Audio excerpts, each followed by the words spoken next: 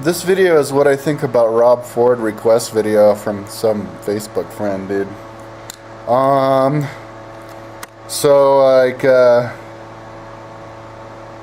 I'm a little bit high. The friend came by and left some shit. It's crafty shit. But anyways, yeah. So this Rob Ford, he's the mayor of Toronto, and I guess somebody filmed him smoking crack, and then and I saw the video and it looked like him smoking crack. It looks legit, and I think everybody believes that it's legit. We have good digital technology to CGI and stuff, but that was beyond CGI capability. And besides, who would even want to frame who would, with that kind of technology, would be able to even do that and get away with it and do it, and spend that much money, and then the way that he handled it, yeah, I think he's definitely guilty. And then it was so. Anyways, what happened was, yeah, somebody filmed him smoking crack with a bunch of drug dealers out there in Toronto, and then they all the press came and asked him questions, and he just said. They'd ask him all the different questions about the crack, and he'd just go, as he's walking out the door, next question, next question, next question. Didn't respond to it at all.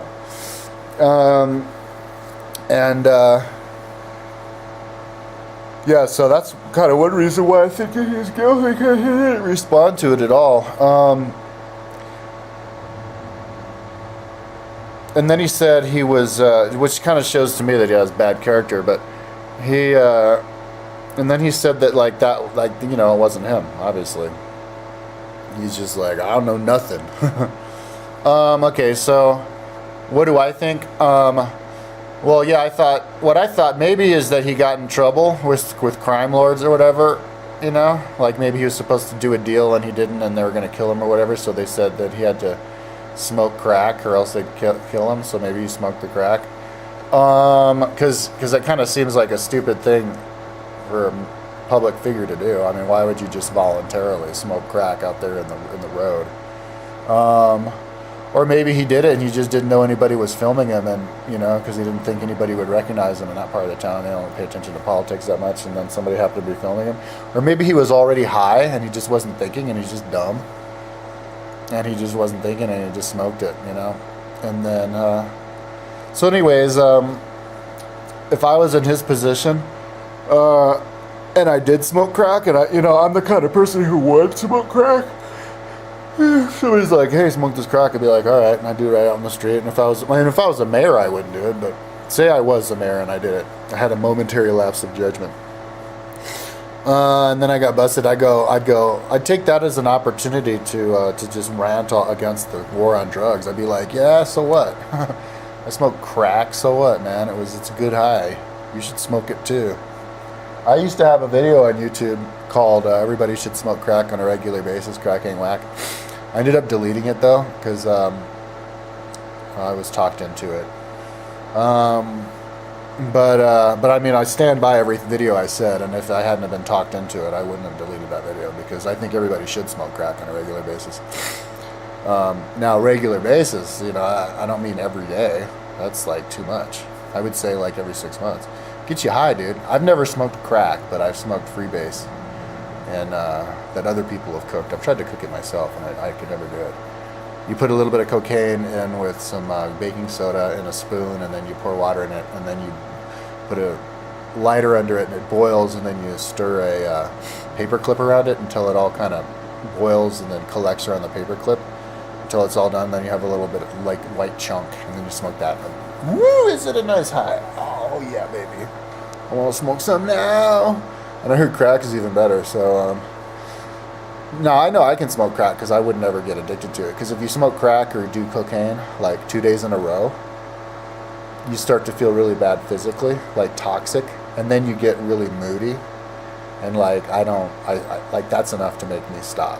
When I get moody, that, I scare myself. I don't want to kill somebody. You know what I mean? And also, I don't like feeling like crap, because I feel like crap enough anyways, because I never exercise. So fuck that. But I mean, smoking it once every 6 months, yeah, dude. Um, but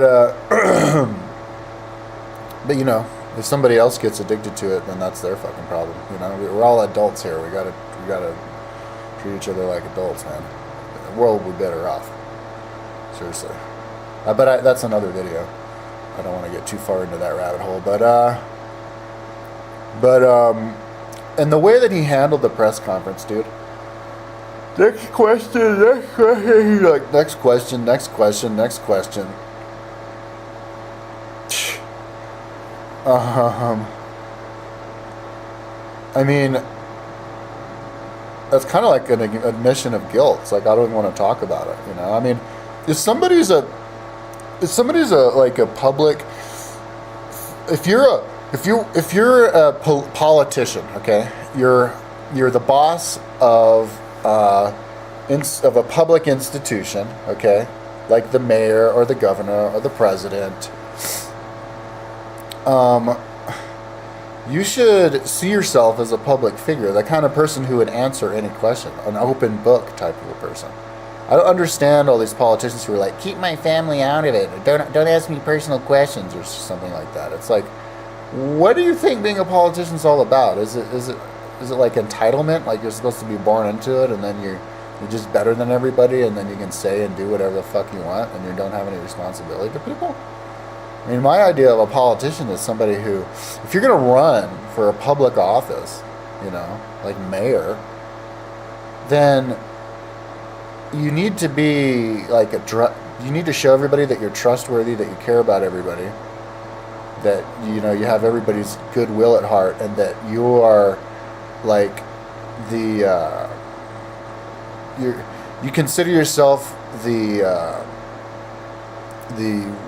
representation of the best qualities of the people you represent. Like, you're the best qualities, but also the most democratic qualities, the most in line with what everybody wants, you know, like in line with the polls, you know, like 91% of the people wanted those background checks, but our politicians voted against it anyways, you know, stuff like that. Like, our politicians should be voting for what the percentage of the people want, and obviously make their own decisions and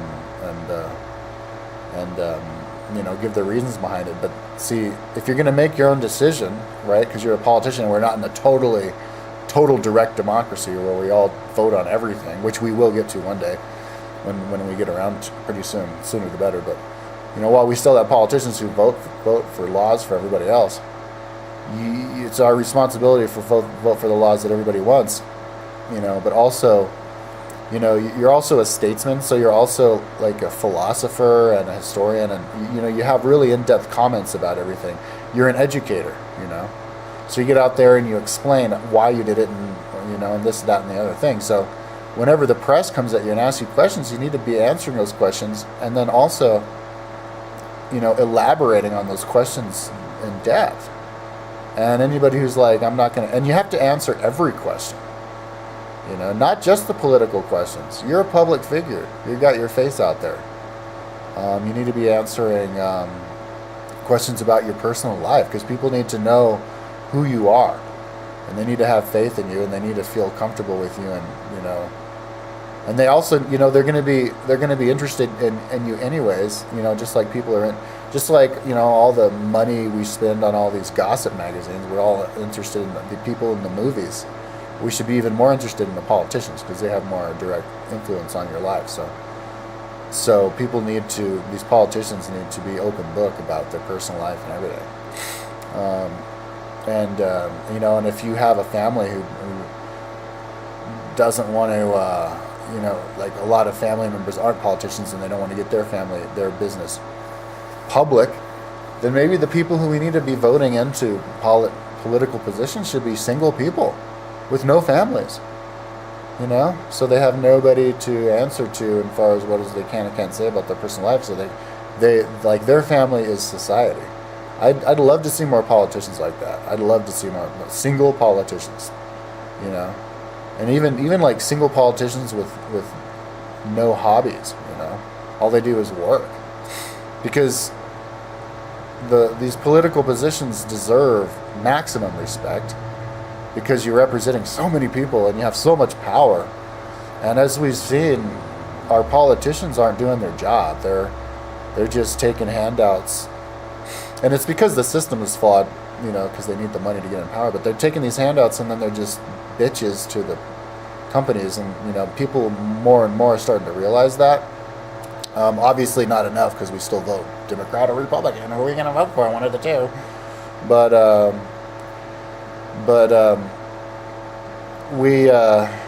what the hell was I talking about? I totally lost my train of thought.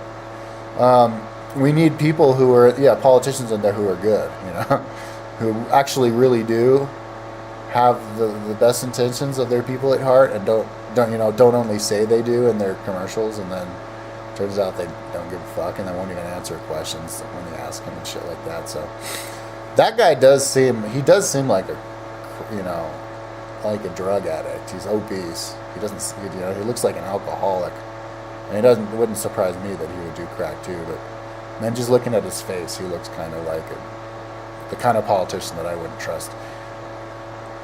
And so, I think he did. I think he did smoke the crack, and they should prosecute him and stuff. But I think prosecuting people for like trivial things like that is, when it costs a state a lot of money. Personally, I wouldn't do it. I'm really frugal. In my life, well, because I have to be. But generally, I'm like, if I was a politician, I'd be very frugal, very economically conservative, and if it costs a whole bunch of money to sue somebody, like Bill Clinton, get Bill Clinton impeached in all these trials and stuff because of supposedly some lady was licking his dick. It's like, no, don't do it. It's too expensive, man. Just because it's too expensive.